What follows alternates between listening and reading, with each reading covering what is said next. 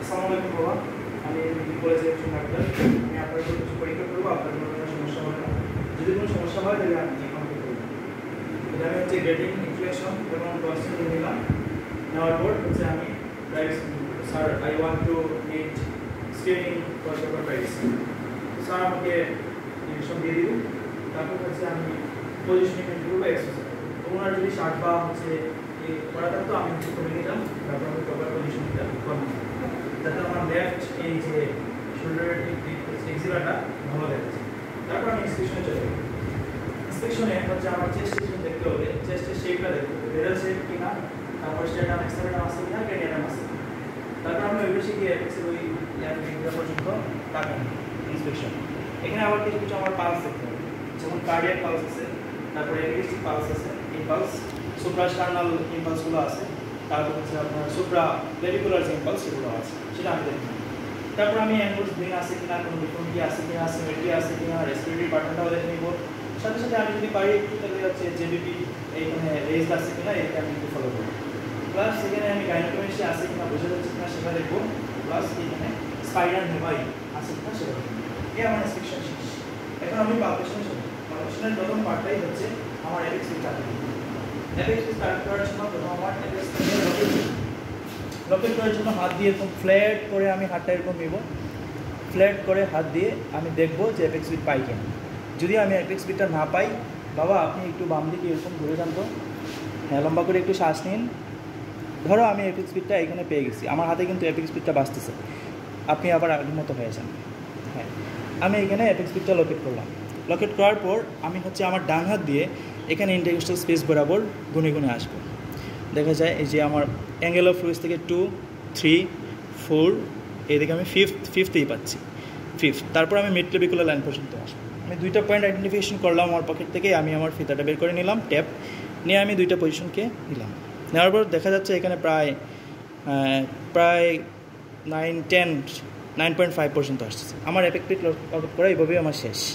তারপর আমি চলে যাব ট্রাকিয়াল পজিশন দেখার জন্য। এই যে সুপ্রাস্টার্নাল রিজিয়নে আমি এই জায়গায় দুইটা হাত দিব, আর এই জায়গা দিয়ে আপনি একটু বাবা একটু এরকম করেন। হ্যাঁ, এই জায়গায় আমি এই আঙ্গুল দিয়ে এটা দেখে নিব, প্লাস এই জায়গায় করে দেখে যাব যে ট্রাকিয়া কোনো দিকে শিফটেড আছে কিনা। ট্রাকিয়াল দেখার পর আমি হচ্ছে ট্রাকিয়াল টাকটা দেখে নিব, যা সুপ্রাস্টার্নাল নস থেকে এই যে ক্রিকোয়ের যে কার্টিলেজ সেই পর্যন্ত আমি 3টা আঙ্গুল নিয়ে নিই। বাবা আপনি একটু লম্বা করে শ্বাস নিন তো। যদি এখানে পেশেন্টের কোনো সমস্যা থাকে, ওনার একটু সমস্যা মনে হচ্ছে, যদি সমস্যা থেকে থাকে তাইলে হবে যে এই 3টা আঙ্গুল আমার এই ছোটো জায়গাটার মধ্যে জায়গা হবে না। আচ্ছা ঠিক আছে, তাহলে আমার ট্রাকিয়াল পজিশন দেখা শেষ। তারপর আমি আলনার বর্ডার দিয়ে লেফট প্রেস্টার্নাল হিপটা এরকম দেখে নিব। জাস্ট যে স্টারনাম আছে, স্টারনামের এই চারপাশে এই যে বাম দিকে আমি এটা হচ্ছে লেফট প্রেস্টার্নাল হিপটা দেখে নিলাম। তারপর আমি পালপেবল পিটি দেখব, একদম হাতের ভার্টিক্যালি মুভ করে অ্যাঙ্গেল অফ ফ্লুইডসটা কাউন্ট করে আমি সেকেন্ড ইন্টারকোস্টাল স্পেসে একটু বাম দিকে গিয়ে আমি ভার্টিক্যালি 3টা আঙ্গুল প্লেস করে দেখব যে আসলে এখানে পালপেবল পিটিও পাওয়া যাচ্ছে কিনা। তারপর আমি এপিক্যাস্টিক পালসেশন দেখব। এই যে এখানে এসে হাতটা ফ্ল্যাট করে ধরে একটু মনোযোগ দিয়ে ফিল করব যে এপিক্যাস্টিক পালসেশন আছে কিনা। তাহলে আমি কী দেখলাম, এখানে অ্যাপেক্স বিট দেখলাম, তারপর হচ্ছে ট্রাকিয়াল পজিশন দেখলাম, লেফট প্রেস্টার্নাল হিপ দেখলাম, পালপেবল পিটি দেখলাম, এপিক্যাস্টিক পালসেশন দেখলাম। এরপরে আমি চলে যাব থ্রিলে যাওয়ার পর আমার এই যে বল অফ দ্য হ্যান্ড দিয়ে আমার দেখতে হবে। দেখে যাওয়ার পর এখানে আমি কি করব, 4টা এরিয়াতে দেখতে হবে। একটা হলো মাইট্রাল এরিয়া, ট্রাইকাসপিড এরিয়া, তারপর aortic area, pulmonary area. Mitral area হচ্ছে just left fifth intercostal space below the nipple or mid clavicular line. আর ট্রাইকাসপিড এরিয়া যেটা, সেটা হচ্ছে 3rd and 4th left intercostal space just parallelly to the sternum. তারপর aortic area, এটা হচ্ছে right second intercostal space, আর pulmonary area হলো left second intercostal space. এমন 4টে জায়গায় আমি দেখব। থ্রিল দেখবো। থ্রিল আমি বল অফ দ্য হ্যান্ড দিয়ে আমি দিলাম, প্লেস করলাম মাইট্রাল এরিয়াতে। হ্যাঁ, থ্রিলটা হচ্ছে আমি ধরলাম আমার থ্রিলটা হচ্ছে প্রেজেন্ট। যদি আমার থ্রিল এখানে প্রেজেন্ট হয়ে যায়, আমি পেশেন্টকে একটু বাম দিকে সরে নেব। বাবা একটু বাম দিকে সরে যান তো। হ্যাঁ, লম্বা লম্বা করে শ্বাস নিন। লেফট রোলার পজিশনে আমি থ্রিলটা দেখবো আছে কিনা। এটা আমার শেষ। তারপর আমি ট্রাইকাসপিড এরিয়াতে আসবো। ট্রাইকাসপিড এরিয়া আসার পর বল অফ দ্য হ্যান্ড দিয়ে এরকম প্লেস করব। তারপর হচ্ছে এওরটিক এরিয়াতে যাব, সেকেন্ড ইন্টারকোস্টাল স্পেসে দেখব। যদি আমি ট্রাইকাসপিড বা হচ্ছে এওরটিক এরিয়াতে থ্রিল পেয়ে থাকি, যে কোনো দুইটার একটা বা যে কোনো দুইটাতেই যদি পেয়ে থাকি, পেশেন্টকে আমি একটু মনে করেন আমি এওরটিক এরিয়াতে পাইলাম। পেয়ে যাওয়ার পর আমি হচ্ছে পেশেন্টকে বসে নেব, যে বাবা আপনি একটু বসেন, বসে হচ্ছে আপনি একটু এরকম করে কাত হয়ে থাকেন, হ্যাঁ লম্বা লম্বা শ্বাস নিন, শ্বাস নিন, শ্বাস ছাড়েন, ধরে রাখেন। তো আমি এরকম করে দেখলাম যে থ্রিল পাওয়া যায় কিনা। যদি আমার থ্রিল পাওয়া যায় তাহলে আমার এওরটিক স্টেনোসিসের দিকে যাচ্ছে আমি মনে করি। তারপর পেশেন্টকে আবার শুনি।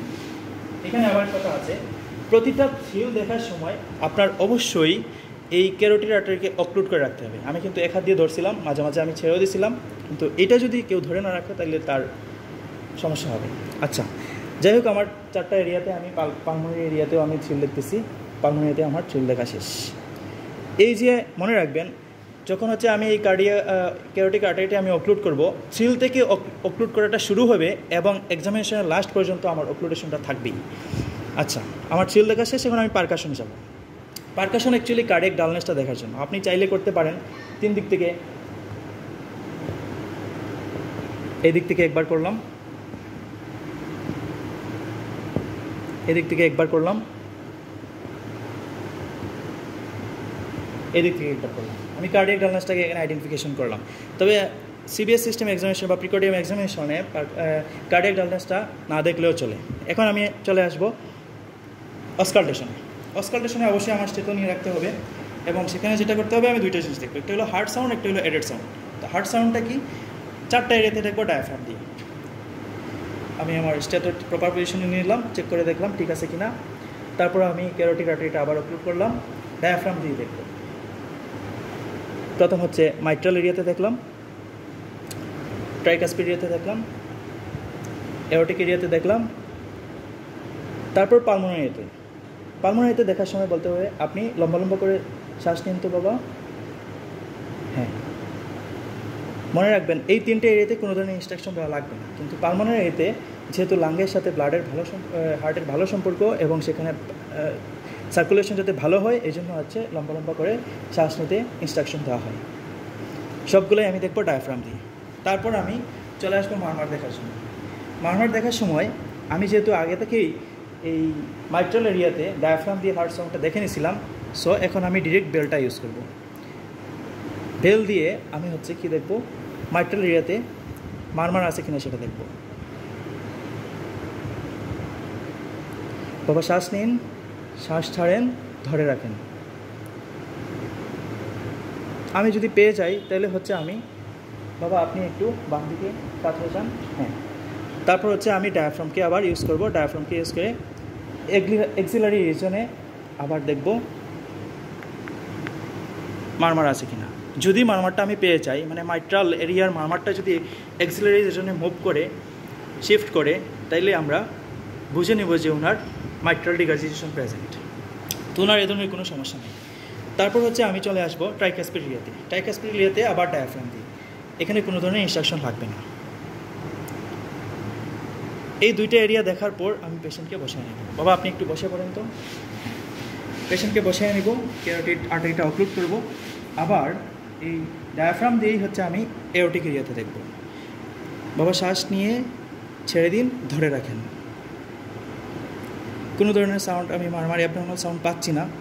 যদি আমি এখানে পজিটিভ পেয়ে যাই, যদি এখানে পজিটিভ হয়ে যায়, তাইলে হচ্ছে আমি শিফট করব, আমার ডায়াফ্রামটাকে শিফট করব just below the right angle of the right Joe.